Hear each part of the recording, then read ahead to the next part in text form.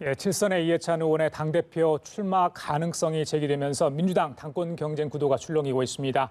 자유한국당은 김성태 대행체제에 대한 친박계 반발에도 불구하고 비상대책위 구성을 위한 준비 작업에 박차를 가고 있습니다.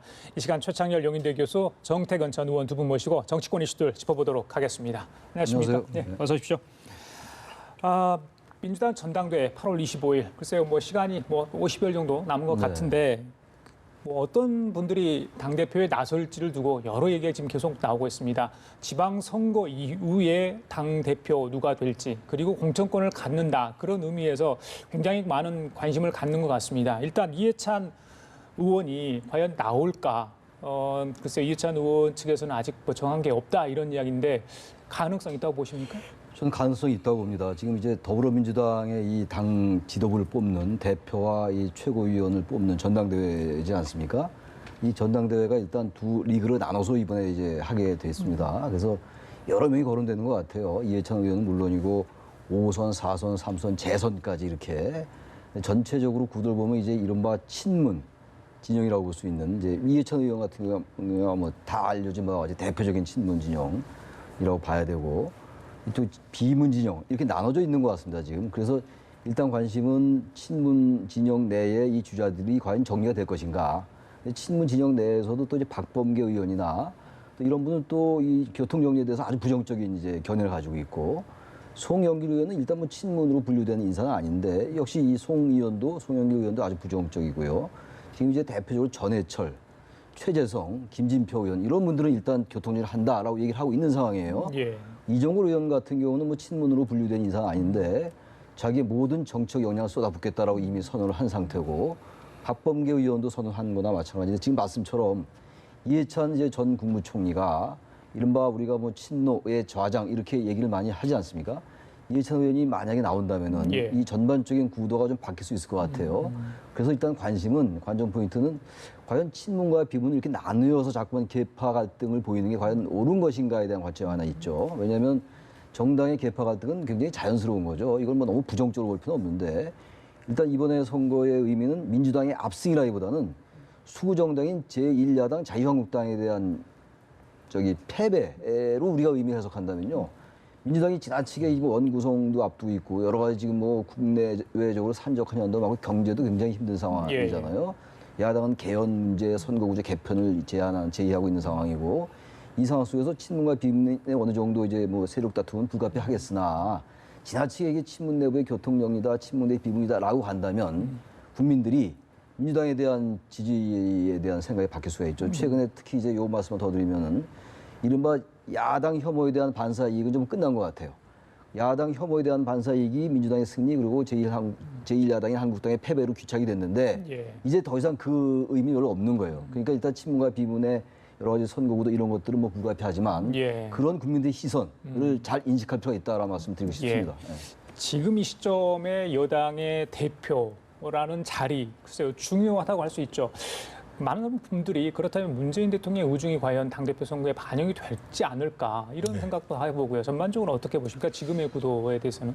지금 굉장히 여러분들이 등장하고 있는 거는, 그러니까 이번 지도부에서 민주당이 바랄 것이 무엇인가라는 거에 대한 인식이 모아지지 않기 때문에 그렇다고 생각하거든요. 그래서 저는 첫 번째로는 어떻든 문재인 정부가 이제 집권 중반기로 접어들어가기 때문에 당과 더불어서 일을 잘할 수 있는 지도부가, 이거는 무조건 뒷받침한다는 게 아니라 정부가 잘못하면 또 일정 정도 견제도 할 수 있어야 된다는 의미가 있는 거고요. 두 번째로는 2020년 총선과 다음 대선에서의 재집권이라는 것이 민주당한테는 가장 중요한 문제입니다. 그래서 이 두 가지의 관점을 충족시키냐에 따라서 사실은 대표를 설정해야 되는데, 제가 좀 예를 들면 문 대통령의 입장이라면 제가 좀 돌발적인 그 생각들을 제가 해보면요. 지금 이제 이낙연 총리 같은 분을 만약에 당의 대표로 보내고, 이낙연 총리는 총리로 검증된 분이잖아요. 그래서 지금 당대표로 해서 차기 총선까지를 잘 이끌면 아마 대권 반열로 갈 거예요.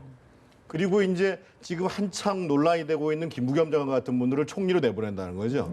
그러면 이제 차기 대권에 나갈 수 있으면서 당을 안정적으로 끌고 갈 수 있는 지도자 반열에 있는 사람들이 여러 명 생기고, 실제로 그 일을 맡으면서 국민적 검증들이 가능하다는 거죠. 이명박 정부하고 박근혜 정부가 아주 잘못한 것 중에 하나가 뭐냐면은요. 대통령은 다 싫어하는 일을 하지만 차기의 지도자적 역할을 할 수 있는 사람을 육성하지 않는다는 거예요. 그러니까 보통 총리를 대부분 다 관리형 총리로 갖다 놔요. 심지어는 대표조차도 그러니까 이명박 정부 시절에 당대표 중에서 대권 후보감이라고 얘기될 수 있는 사람이 정몽준 후보 한 사람 정도였을까 이렇게 생각 들거든요. 그래서 저는 정당이라는 것은 끊임없이 지도자를 배출해야 되거든요. 그 배출하고 그 지도자가 국민적 검증들을 받는 과정. 예. 그래서 아마 조금 이렇게 얘기하면 좀 황당하다고 할지 모르겠지만 그런 식의 역발상을 예. 한번 해보는 것도 저는 필요하지 않겠나 글쎄요, 생각 들어요. 이걸 뭐 굳이 세대 교체로 규정하지 않더라도 새로운 인물을 당대표로 이렇게 세울 수 있는 그런 분위기도 만들면 좋겠다 이런 뜻으로 했었다는데 어떻게 보십니까, 정 의원의 그죠? 아니 저 그런 그 정치적인 구상 이런 건 뭐 의미가 있는 것 같아요. 이낙연 총리의 경우는 아직 그런 얘기가 이제 뭐 공론화되진 전혀 않는데 저도 개인적으로 지금 말씀하시니까 충분히 차기의 여권의 뭐 잠재적인 대권자가 볼 수 있죠. 국무총리고 또 그냥 관료용 국무총리가 아니잖아요. 관료 출신이 아니고 전남지사를 역임했고 국회의원을 한 분이기 때문에 예. 아마 본인도 전 잠재적으로 그런 생각을 가지고 있으라고 저는 봐요. 예. 그 김부겸 의원 같은 경우에 뭐 지금 요번에 특히 이제 대통령의 뜻이 있어야 된다라는 그런 취지의 얘기를 해서 본인도 좀 뭔가 좀 곤혹스럽다. 만약에 장관을 나오게 되면 이게 문심이 실린 거 아니냐. 문재인 대통령의 마음, 문심이 실린 거 아니냐라는 오해를 받을 수가 있는 이런 상황이 돼 있는 상황. 어쨌든 그러나 김부겸 의원이나 지금 우리 정 의원 말씀처럼 이낙연 총리 같은 분은 뭐 차기 주자 반열에 들었다고 보는 게 맞죠. 예. 뭐 여러 가지 변수가 너무 많으니까 지금 이른 얘기긴 합니다만 알겠습니다. 그런 점에서 저뭐 긍정적으로 봅니다. 제가 개인적으로 뭐 친문 비문 이렇게 구분하고 싶진 않은데 전대를 앞두고 친문의 모임, 이 부엉이 모임인가요? 이게 예전부터 있었다고 하죠. 뭐 갑자기 등장한 건 아니라고 또 이야기 있습니다만은 글쎄요, 이거에 대해서 이야기가 좀 있습니다. 이 안에서 어떤 논의가 진행되는지를 모르겠습니다만은 그런데 이걸 가지고 김성태 대표 권한대행이 한 이야기에 있어요. 기자들의 질문에 답을 했는데 글쎄요, 지금 자유한국당 상황을 보고 과연 어떤 답을 했는지 굉장히 들어보고 싶을 만한 얘기입니다. 한번 들려주십시오. 늘 집권당은 항상 대통령 권력에 너무 치중하고 또 대통령 권력만을 위한 그런 당 체제가 되길 희망합니다. 그렇게 되면은 수평적인 당청 관계가 이루어지지 못하고 곧 그런 부분들이 당내 갈등으로 연결되고 우리처럼 이렇게 위험해지고 망할 수도 있는 것이죠. 조심해야 될 부분입니다. 예, 수평적 당청 관계가 이루어지지 못하고 그 부분들이 당내 갈등으로 연결되고 우리처럼 위험해지고 망할 수 있다. 조심해야 된다. 이런 얘기를 했습니다. 예. 저 굉장히 중요한 얘기라고 봐요. 지금 이 민주당이 뭐 지지도가 계속 이제 올라가다가 선거 이후에 좀 주춤한 것 같은데 일단 중요한 건 여야가 긴장과 견제 상황이 있어야 되고 일단 그게 깨졌어요. 그 야당의 부재가 사실상의 국회 부재로 연결되고 있는 상황이거든요. 6월 임시국회 아무것도 못했지 않습니까? 그리고 원구성도 못하고 있는 상황이고 7월 17일 재원절인데 국회의장 없는 재원절을 맞게 생겼는 판이에요, 지금. 그런 부분이 하나 있고, 이건 굉장히 중요한 정치적인 사실 문제죠. 갈등의 문제인데 또 하나는 권력 집단 내에서, 여권 내에서의 긴장과 견제도 굉장히 중요한 것 같아요. 지금 수평적 당청 관계 얘기를 지금 김성태 원내대표가 했지 않습니까? 저거 저도 그랬고, 얼마나 많은 사람들이 박근혜 정권 때 수평적 당청 관계 좀 해라라는 얘기 많이 했어요. 특히 김무성 대표에게 중요했던 게 박근혜 정권을 견제해라. 좋은 의미의 견제예요. 정권 내에서의 권력 내부. 권력 집단 내부의 그 집권 세력 내부의 긴장과 견제가 없으면 그 권력은 약해질 수밖에 없어요. 그러니까 야당이 강해야지 이 여권도 강해지는 거예요. 어떻게 보면. 그러니까 보수가 강해야 진보도 강해지는 것이고 지금 전반적으로 그런 균형이 깨진 거예요. 밸런스 오브 파워가 국제 정치만 있는 게 아니라 국내 정치에서도 세력 균형이 깨진 거거든요. 그러니까 지금 내 친문, 비문 얘기 나오면서 어차피 민주당이 독식한 상황이다. 그러니까 친문에 누가 나오면 된다. 그러니까 부엉이 모임 말씀하셨잖아요. 이런 얘기가 자꾸만 퍼지는 거는 결코 바람직한 얘기는 아니에요. 저는 김성태 원내대표가 아주 뼈저리게 느낀 얘기를 하는 것 같아요. 그렇죠. 저건 아주 저 야권의 얘기지만 여권이 아주 세게 들어야 될 그런 얘기라고 생각을 합니다. 예. 네. 저는 상당히 공허한 얘기로 들었어요. 그래요? 그러니까 홍준표 대표 체제 하에서도 홍준표 대표가 전행을 하는 거에 대해서 제대로 쓴소리를 하지 않는 사람들이 그 막강한 제한적 대통령한테 쓴소리를 할 수 있다? 불가능한 얘기거든요. 예를 들면 이명박 대통령 시절에 소위 이제 친이계 내부에서도 대통령한테 쓴소리를 하는 사람들은 사찰을 각오로 했어요. 심지어는 장관, 그런 소리 안 하면 장관 자리도 준다고 얘기를 했는데 장관 필요 없다고 얘기를 했어요. 그 정도가 돼야지 얘기를 하는 것이지 이제 돌이켜 와가지고 상대당을 놓고 얘기하는 것은 안 맞고, 김성태 대표는 그럼 스스로 이 자유한국당 내부가 저렇게 정말 건강하게 토론하고 문제 제기하고 그러면서 합치를 이룰 수 있는 방법이 뭔가라는 것들을 고민하셔야 되고, 지금 이제 민주당 같은 경우는 그렇습니다. 지금 워낙 압도적으로 친문이 당내에서 큰 비중들을 차지하고 있고 또 대통령의 지지율이 굉장히 높은 상황이란 말이에요. 그럴 때 사실은 친문 진영 내부에서 대통령을 견제하기가 쉽지 않습니다. 지금 중요한 방법은 대통령께서 당에서 나에 대해서 비판적인 소리 하는 것을 언제든지 듣겠다라고 열어주셔야 됩니다. 이게 이제 제왕이 왕도를 걸어가는 리더십이거든요. 예. 대통령께서 불편해하시고 청와대에서 불편해하면 지금 압도적으로 친문이 우위를 점한 속에서 감히 당에서 쓴소리를 못해요. 그러면 점점 더 친문의 세력이 강해지는 거죠. 그래서 제가 보기에는 아마 지금 내각에서도 아까 제가 굳이 이낙연 총리나 김부겸 장관 얘기를 든 이유가 내각에서 제대로 얘기하시는 분들이 그 두 분이거든요. 나머지가 제대로 얘기를 못 하잖아요. 그래서 저는 두 가지가 다 있어야 되는데, 하나는 대통령께서 정말 쓴소리를 듣겠다라는 리더십을 먼저 보여주셨으면 하는 간절한 희망이 있고, 또한 청와대 참모진도 너무 이제 그들만의 굉장히 이제 단단한 이런 것이 아니라 외부에서 의견들을 많이 들으라는 거예요. 당에서도 의견을 듣고 또 당 외에 시민사회에서도 의견을 듣고, 이런 모습들을 먼저 보여주기 시작하면 당내에서 아마 자연스럽게 그런 새로운 흐름들이 만들어질 거라고 기대합니다. 최 교수께서 자연스럽게 국회 원구성 얘기를 하셨기 때문에 정현께 여쭤볼게요. 그러니까 국민들은 예전에 다 뭐 국회가 있었는데 그때도 마찬가지 원구성할 때도 뭐 개원국회 좀 다를 수도 있으면 개원국회는, 근데 이제 임기 절반을 지나가서 후반기 국회 원구성할 때는 전반기처럼 어떤 또 그 전에 있던 원칙과 상식에 맞게 하면 되는 것 아닌가. 근데 왜 이렇게 아직까지 이 원구성 합의를 하지 못하는가. 물론 이 자유한국당의 어떤 그런 처지를 제외하더라도 이렇게 참 진척이 안 되고 있는지에 대한 의문을 가질 수밖에 없거든요. 어떻게 보십니까? 간단하게 이제 각 당의 이해가 엇갈리는 거지. 국회를 빨리 열어야 된다고 하면서도 챙길 거를 챙겨야 된다고 생각하니 국회가 안 열리는 건데, 예를 들면 핵심을 그렇습니다. 민주당에서는 법안 통과, 개혁 입법을 통과시켜야 되니까 이번에 법사위를 가져와야 된다. 그리고 자유한국당에서는 법사위만은 반드시 지켜야 되겠다. 그리고 이제 바른미래당이 비교적 우리 기획재정위 정도는 우리가 일 잘하는 정당으로서 위원장을 갖고 싶다. 그리고 이제 이 정의와 평화 모임에서는 말로는 뭐 부의장을 얘기합니다만 상임위원장 둘 정도를 갖고 싶다, 이런 얘기를 하는 건데, 저는 결국은 국회를 정상화시켜내는 운영의 능력을 보여주는 거는 집권당이라고 보여지거든요. 근데 이미 그러니까 지난 전반기에 자유한국당이 운영위원장과 법사위원장을 모두 갖았던 게 상당히 문제인데, 법사위원장을 야당에 준 거는 2004년도 열린우리당이 일당이 된 이래의 쭉 전통이었습니다. 그래서 지금은 너무 자리다툼하지 마시고 그 관례를 존중하시되, 예를 들면 지금 정의와 평화 모임에서도 상임위원장 2개 정도를 원하시니까 지금 이미 또 야당에서 지금 개헌 문제, 선거제도 개편 얘기를 하잖아요. 그러면 개헌특위를 지금 원래 지금 종료가 됐는데 개헌특위를 구성하면 그걸 집권당에서 맞으면 이제 지금 이제 8721인데 뭐 이 정의와 평화 모임에 하나 정도 위원장을 더 줄 수 있는 여지가 생기는 거죠. 그렇게 해서 저는 좀 대승적으로 빨리 타결을 봤으면 좋겠어요. 그래요. 알겠습니다. 어떻게 예상을 하세요? 원구성 이거야말로 뭐 정당의 이기주의가 관철되는 가장 중요한 거죠. 하반기 원구성에서 상임위원장을 누가 갖느냐.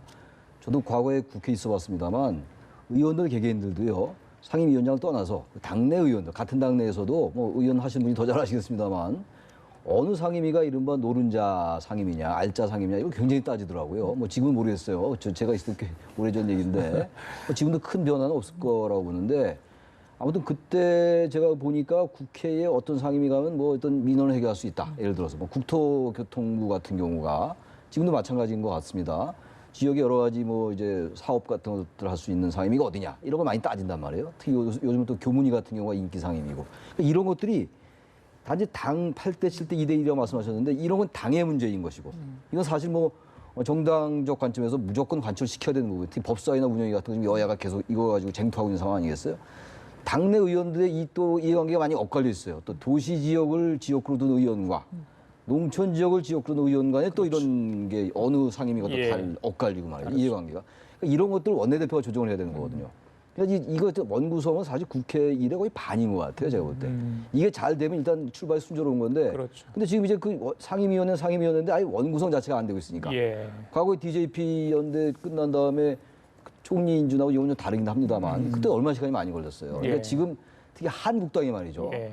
한국당이 이번에 선거에 대표하고 지금 비상대책위원장 구한다고 여러 얘기들이 많지 않습니까? 여러 인물 이제 영입 얘기도 나오고 그러는데 일단 원구성 이거에 대해서 이 원구성에 대해서 좀 전향적으로 예. 과거의 정치 문법에 얽매이지 말고 우리 이렇게 바뀌고 있습니다라는 걸 말로만 그러지 말고 지난번 현수막에다 잘못했습니다 붙였었잖아요. 잘못했습니다라는 거 붙이고 여전히 지금 공개적이고 명시적이고 집단적인 토론이 없어요. 반성과 성찰이 없단 말이에요. 그러니까 우선 실천으로 이른바 행동 대 행동, 북미 문제 비핵화처럼 이 부분에서 원구성을 좀 보다 전형적으로 해줄 때 그럼 뭔가 국민들이 아 한국당이 바뀔 수 있구나라는 그 기대를 가질 수 있지 않겠어요? 예. 전 그래서 이번에 뭐 사법부 이제 대법원장이 이제 몇 명을 후보로 내정했잖아요. 이런 부분도 너무 과거의 관점에서 뭐 코드 인사다 이렇게 아니라 이것도 보다 전향적으로 임하고 예. 원구성도 한국당이 달라졌네라고 느낄 정도로 보다 흔쾌히 좀 해주고 우리 졌다. 민심에 의해서 우리는 그 심판을 받았으니까 우리 이런 거 양보한다. 예. 라고 할 때 저 한국당의 하나의 변화에 단초나 동력이 생길 수 있다. 알겠습니다. 좀 그런 걸 좀 감히 제가 충고를 드리고 이 싶습니다. 부분은 두 분 모두 네. 한국당에 대한 주문사항은 일치 좀 한 것 같습니다. 마저 여쭤볼게요. 이제 원구성 협상을 하고 있는 와중에 개혁입법 연대 또 네. 개헌 연대 이게 갑자기 불거졌어요. 특히 자유한국당 같은 경우는 지금 지방선거 패배 후유증 최소화하는 그 비대위 작업, 구성 작업이 한창인데 개헌론 부실을 다시 살려내는 분위기거든요. 이거 뭐 지난번에 개헌 물 건너간 상황이 아닌가 많은 분들이 그렇게 이해하고 있었는데 갑자기 이게 나온 배경도 궁금하고 이게 가능하리라고 보십니까? 저는 가능하지 않을 거라고 봐요. 지난번에 원래 지방선거와 개헌 국민투표를 동시에 하자고 과거에 뭐 홍준표 후보 저기 안철수 후보 다 공약했던 건데 뭐 업동으로 했던 거 아니겠어요? 그리고 나서 지금 이제 선거가 끝나고 또 느닷없이 개헌 문제를 꺼내요. 그러니까 개헌이나 선거구제 개편은 해야 되는 겁니다. 그 사회적 당위가 인정되는 것이고 사회적 공감대나 정치적 공감이 있는 것임에도 불구하고 그 당시엔 그렇게 행동해놓고 이제 선거 끝나자마자 거기다 설명 하나도 없이 무조건 개헌합시다. 개헌 안 한 이 민주당 당신네들은 이게 좀 개헌 반대세로 가냐 이런 식으로 몰고 가서 이게 뭐 개헌연대 대 뭐 개혁연대라고 이렇게 지금 말씀하신 것처럼 이른바 범여권, 범진보 진영의 개혁연대, 개혁 입법연대라는 거. 예.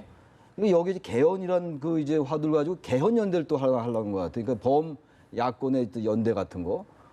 뭐 그 자체의 당위성 인정한다 하더라도, 그 인정한다 하더라도 설명할 수 있어야 돼. 왜 우리는 그때 개헌에 대해서 좀 부정적이었나 설명하고 그런 다음에 하자고 얘기를 하고 이슈화 시켜야죠. 일단은 그래서 국면이 굉장히 지금 어려운 상황으로 몰리니까 야권이 일단 돌파고 개헌을 고리로 해가지고 야권 연대 그리고 개헌을 고리로 뭔가 정부의 주도권을 좀 뭐 장악하려까지는 아니지만 덜 정부의 주도권을 뺏기려 하는 이런 생각이 아닌가. 그렇지 예. 않고서야 갑자기 또 개헌을 들고 나옵니까? 좀 그런 정 생각이 의원님 생각도 궁금합니다.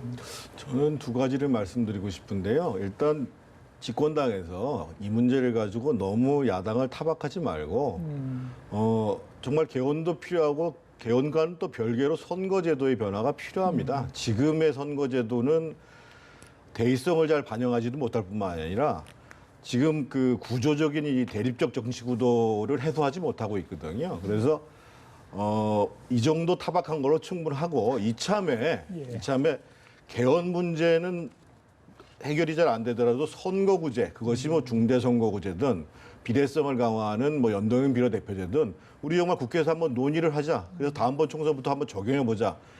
이거는 다른 것보다도 사실은 이 문제에 가장 절실하게 고민했던 분은 그 노무현 대통령이었습니다. 심지어 총리 자리를 내주더라도 이거를 야당에서 받아들이면 우리 선거제도 개혁하겠다 이렇게 말씀을 하셨거든요. 그만큼 굉장히 중요한 문제고 다만 단순히 선거제도의 문제가 아니라 이 과정을 통해서 정치가 민생을 위해서 나라를 위해서 생산적으로 바뀌자라는 뜻을 갖고 있는 거기 때문에 저는 이제 그간의 자유한국당의 태도가 문제가 있다고 하더라도 그거를 적극적으로 살려가는 집권당의 정치가 됐으면 좋겠고 자유한국당도 좀 이제 죄송하다는 얘기는 한마디 하고 넘어가야죠. 알겠습니다. 의도가 네. 됐든 어떻게 됐든 간에 개헌의 불신이 좀 그대로 유지를 했으면 좋겠다 이런 얘기인 것 같습니다. 자, 마저 얘기 좀 할게요. 저기 대법원장이 진보 성향의 김선수 변호사, 노정희 법원 도서관장 그리고 이동원 제주지법원장 3명을 이제 대통령이 임명 제청을 했습니다. 대법관이 될 사람 아니겠습니까? 네. 글쎄요, 이 부분을 두고 이제 여야에서 또 다른 의견을 냈습니다. 글쎄요. 이걸 어떻게 좀 봐야 될지 지금 대법관의 재판 거래 의혹 관련해서 여러 가지 좀 조사가 진행 중이잖아요. 네. 예, 그렇기 때문에 특히 대법원이라는 어떤 위상에 뭐 치명타, 상처를 많이 입었다 이런 와중에 지금 대법관이 임명 제청된 거거든요. 어떻게 봐야 되겠습니까? 지금 이제 자유한국당에서는 편향됐으니까는 재지명해라 얘기를 하고 바른미래당에서는 철저히 검증하겠다 이렇게 얘기를 하시는데 시대를 반영하고 실제로 이제 어떤 정부인가라는 부분들을 고려 안 할 수가 없거든요. 그래서 기본적으로 지금 다양성들이 계속 그 반영이 돼야 되고 그것이 사법적으로도 반영돼야 되는 시점이기 때문에 김선수 변호사 문제를 가지고 뭐 재지명해라 이거는 제가 보기엔 타당하지 않을 것 같고 다만 철저한 검증의 과정들은 있어야 되겠죠. 인사청문회를 통해서요? 그렇죠, 예, 그렇죠. 예. 예. 이건 대법원장이 지명한 거기 때문에 국회는 인사청문회 해야 됩니다. 당연히 맞아요. 하는 하고 거죠. 예. 평을까지 해야 됩니다. 예, 그런데 예.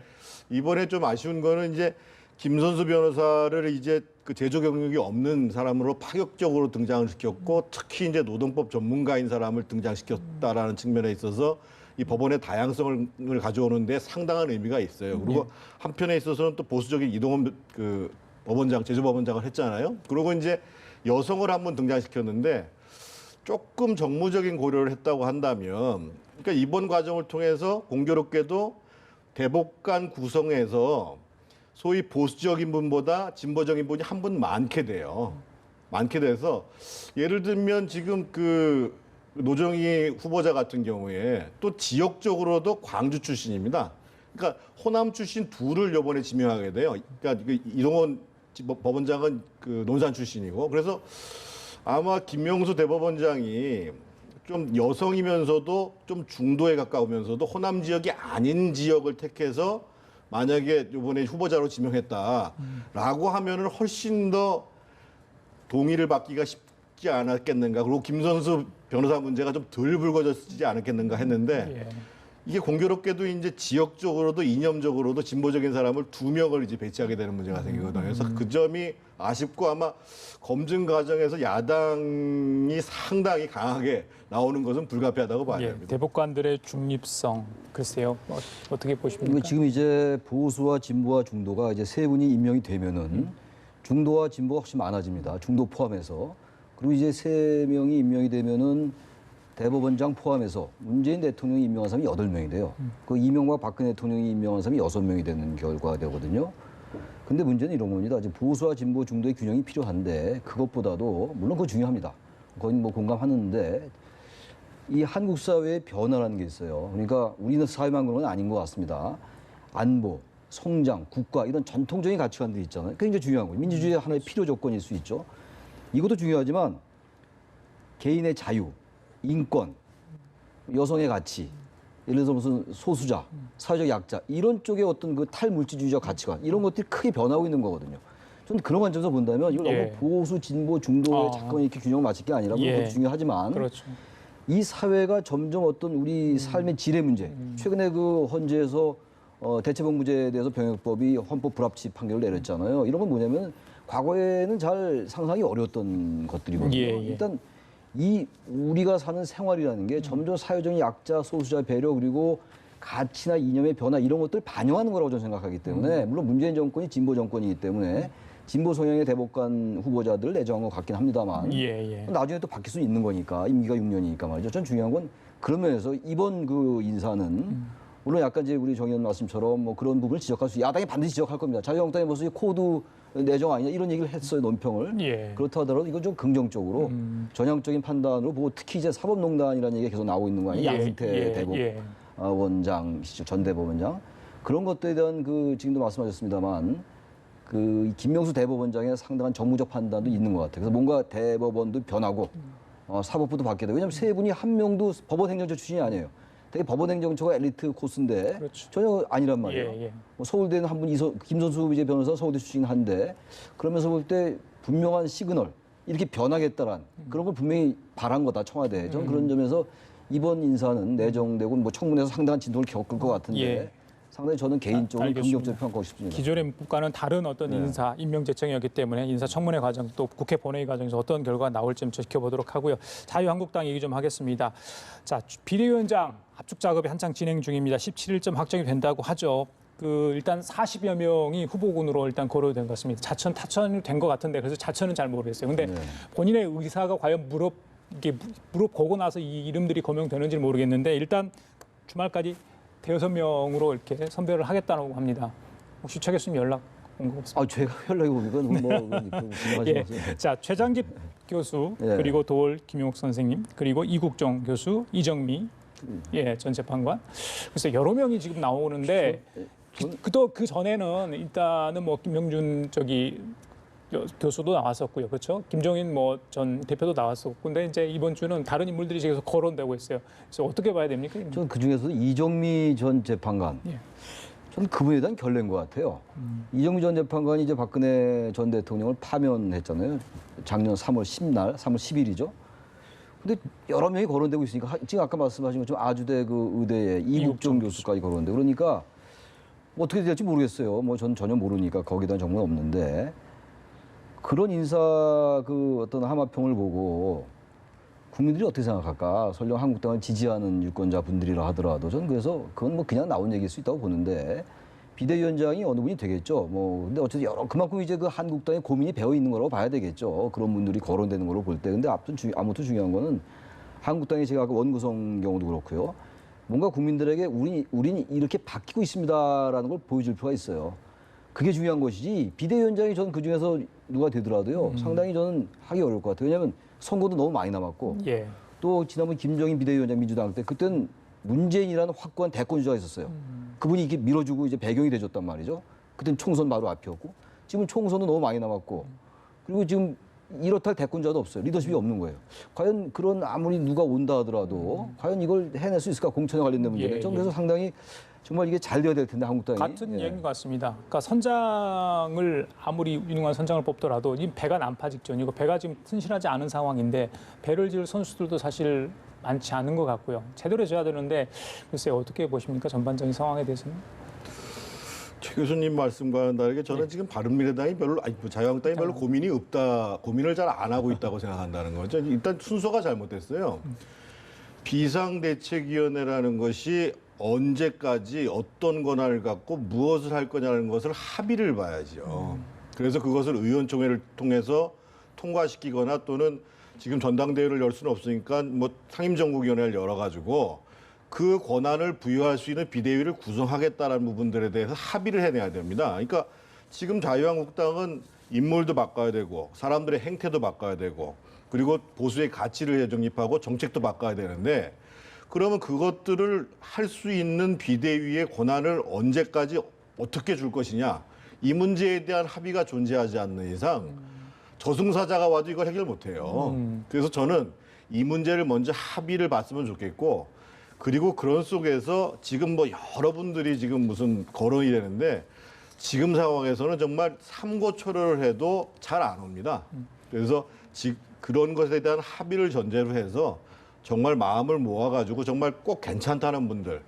제가 보기에는 오히려 지금 거론된 만약에 이런 전제가 된다 그러면 예를 들면 기존에 무슨 이해창 총재 김종인 대표 이런 분들보다 예를 들면 중앙일보 회장하셨다가 작년에 정치계 잠깐 뜻을 주었던 홍석현 회장 같은 분이 권위나 정치에 대한 이해나 이런 부분에 있어서 훨씬 나을 거라고 보여지거든요. 그래서 이런 사전적 합의를 전제로 해서 정말 좋은 분들을 찾아서 그분한테 삼고초려를 해야 된다. 예. 그렇지 않고서는 이 당은 분당으로 가는 거 외에는 다른 답이 없습니다. 예. 자, 지금까지 최창렬 영인대 교수, 정태근 전 의원과 함께 얘기 나눠봤습니다. 말씀 잘 들었습니다. 고맙습니다. 감사합니다.